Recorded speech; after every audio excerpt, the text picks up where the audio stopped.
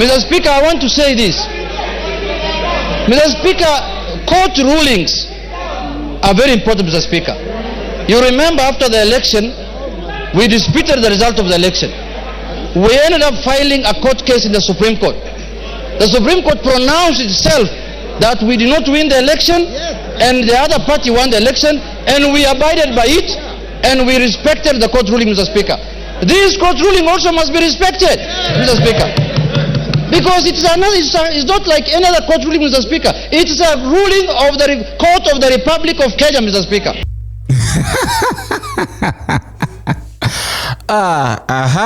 Kimani Ichung'wah. A very good afternoon and welcome back to Havana Media. My name is Boniface Owino, and as usual I'm going to be your host for today. Now, I said this thing yesterday that we'll be waiting to see the reactions of the members of parliament when they'll be resuming today. Now, the session began today in the morning, I think, whereby the decisions of the court was to be made now in parliament to be officially or to be official that the Azimio la Umoja had the majority in parliament. Now, to my surprise, I realized something, that Kimani Ichung'wah is missing.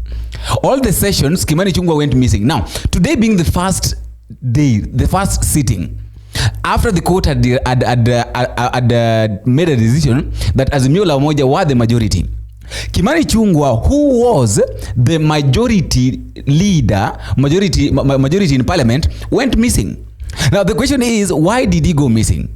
That is the question. Now I don't want to talk about why Kimani Ichung'wah went missing, because maybe he was afraid. He was afraid of maybe of Aitwaje, how do you call it? Aibu, let me put it that way, that he was afraid of Aibu. That is why he did not show up. But why just show up? Somebody like Osoro was the majority whip, but he showed up. Now go to the Senate. The same thing happened to the Senate. Now the senators also support somebody like Edwin Sifuna took over the deputy majority side, because this was a decision that was made in court. So there is nothing that can be changed. And I really love the way Millie Odhiambo was expressing herself. Millie Odhiambo explained to the speaker that the court said that you cannot serve two masters at a time. And I said this thing here, that you cannot, Moses Wetangula cannot serve two masters at the same time. You cannot be the Speaker of the National Assembly and at the same time you are the party leader of Ford Kenya. In as much as maybe you can, one thing I know, you just have to resign. Now Millie Odhiambo is telling Wetangula that according to the court order or the court's decision, is either you step down from being the Speaker. In fact, you should step down right now from being the Speaker of the National Assembly. Give room for Gladys Boss-Chulei to take over, so that we don't run into things. We don't run into things, and we don't confuse things. Millie Odhiambo, take the floor. Order. Thank you, Mr. Speaker. Mr. Speaker. Order. Mr. Speaker, I rise under Standing Order 19A and 20. Mr. Speaker. Hold on, Millie. Honorable members, can we hear Millie Odhiambo? Order, Anjala. Order. Order. Order. Honorable Gertrude Mbeyu, and those who are conducting themselves like you. Honorable Mawathe, the excitement does not preclude the application of standing orders. And if I see you getting rowdy again, I'll request you to leave the chamber. Millie Odhiambo. Order. Thank you, Mr. Speaker.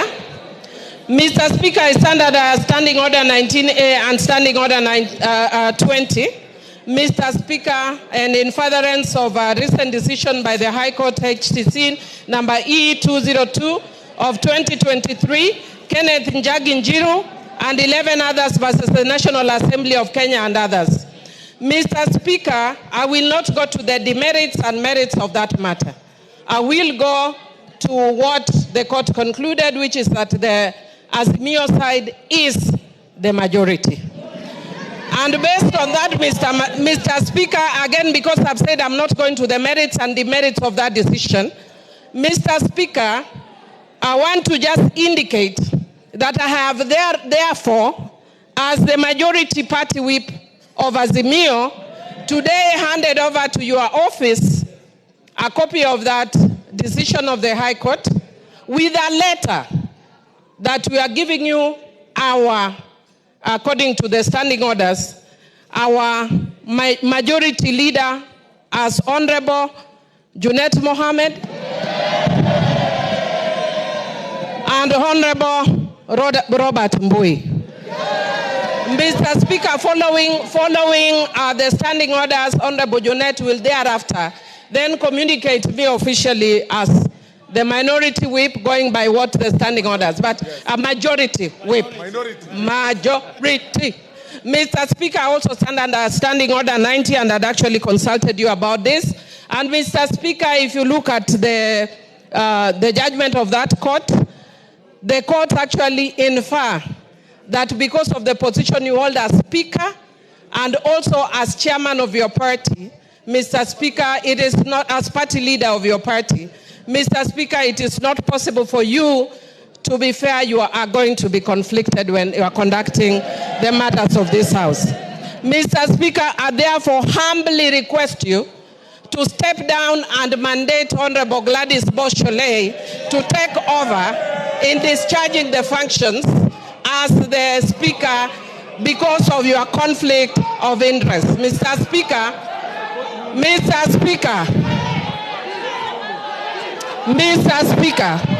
Order. Mr.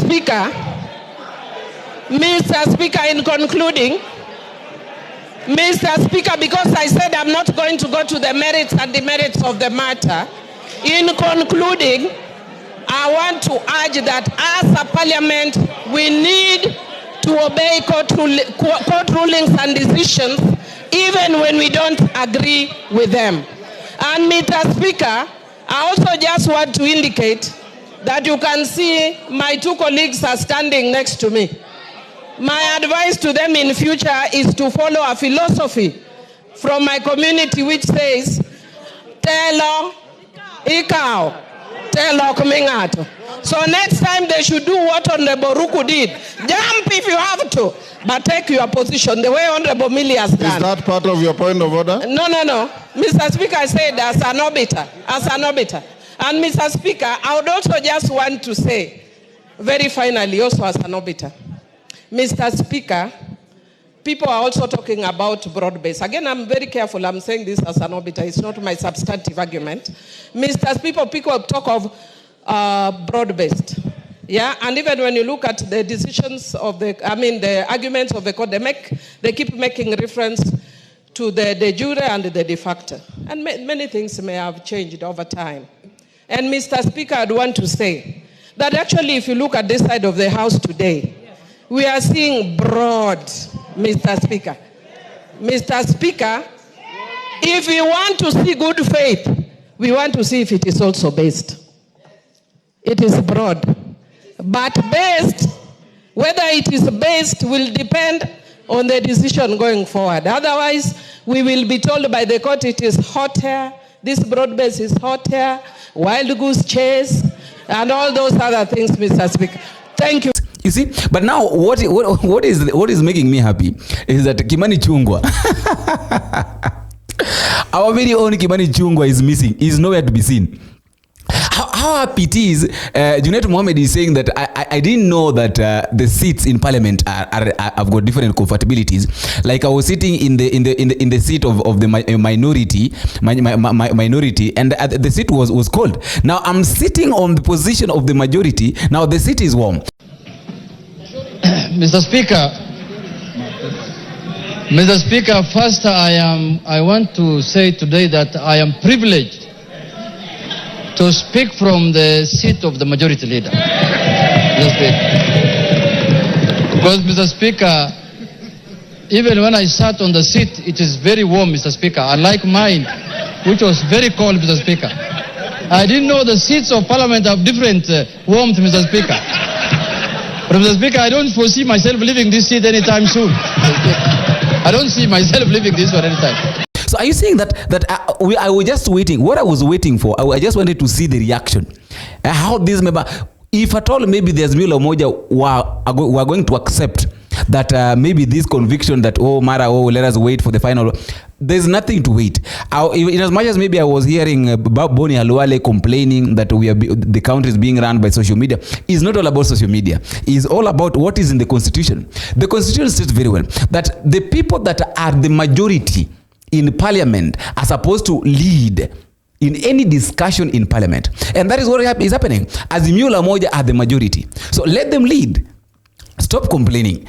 Allow them to lead. Let us also see what they got. Let us also see what they can give us. If they're also going to do for us what you are doing when you're in the majority, well and good. But the main thing is here, the majority right now are the Azimio la Umoja.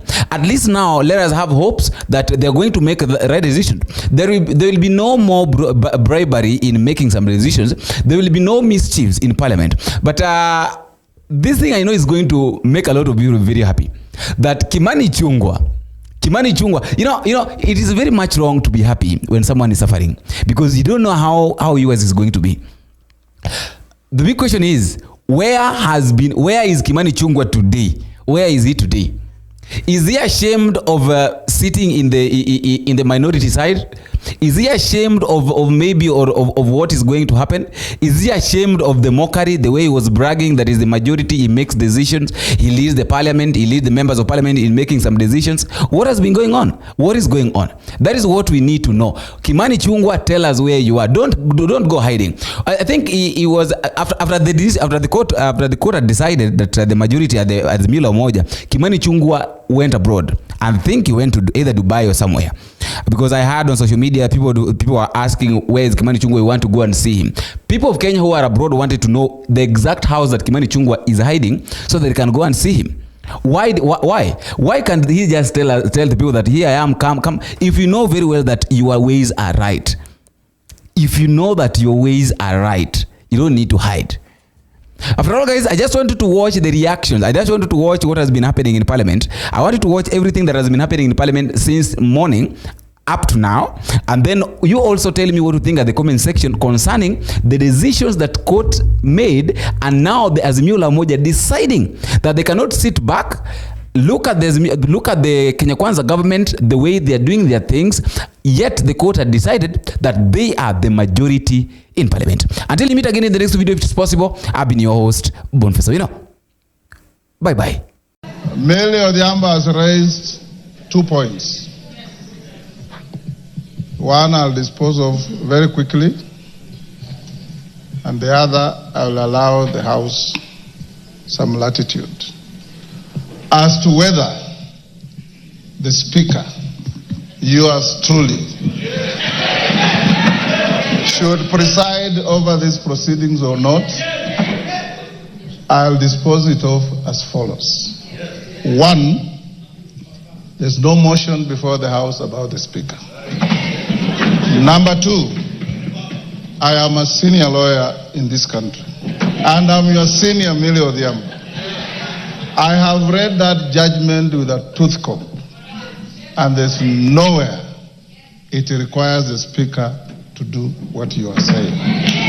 More particularly, the final findings of that judgment, which as a distinguished learned friend, we had an opportunity to read through together today. That judgment does not cast aspersions on the Speaker presiding on such proceedings. Number three, in similar situations, in the 10th Parliament, a motion was brought to this House by the then member for Kibwezi, the Honorable Patrick Musimba, to discuss the conduct and the possible vacation of office by Speaker Muturi as he then was. Speaker Muturi presided over the debate, and the vote was taken, and the motion went the way it did. Number four, in the 7th Parliament, when I was a fresher in this House, the Honorable James Orengo, or one of the then Ford Kenya members, brought a motion to discuss the conduct and character of the then Speaker, Francis Xavier Kausai Ole Kaparo. Kausai Ole Kaparo presided over the proceedings. The motion was debated and put to a vote, and it went the way it did. I'm sure you know that neither Muturi nor Kaparo left office on the basis of any motion. Number 4. Number 5. You as truly as your Speaker does not debate, does not vote. I hold a position of honor to preside over your proceedings. Anybody who wants to say anything about this judgment, I'll give you an opportunity. And it's finally going to be yours truly to give you a ruling on the matter. It must also be made very clear as we listen to each other that neither the court nor any authority outside this chamber, and senior lawyers like Otiendo Molo should know this, neither the court nor any other authority outside this chamber can make declarations that affect the conduct of business here except yourselves by voting and by the Speaker giving you rulings.